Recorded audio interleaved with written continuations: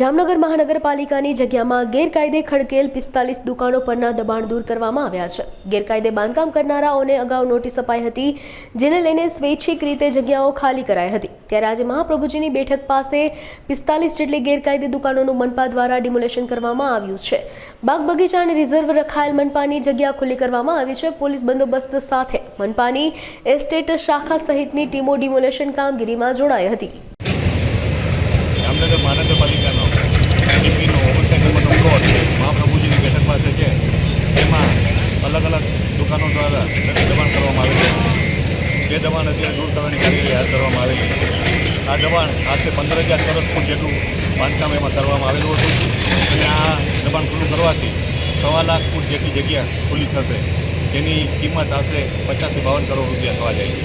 આ જગ્યા ઉપર અત્યારે પહેલાં ખુલ્લી કરી અને પછી ફેન્સિંગ કરી અને અલગ કોઈ પણ કામગીરી માટે ઉપયોગમાં લેવામાં આવશે। દબાણો ઘણા સમયથી હતા અને અત્યારે એને દૂર કરવાની કામગીરી હાલ ચાલુ કરવામાં આવેલી છે।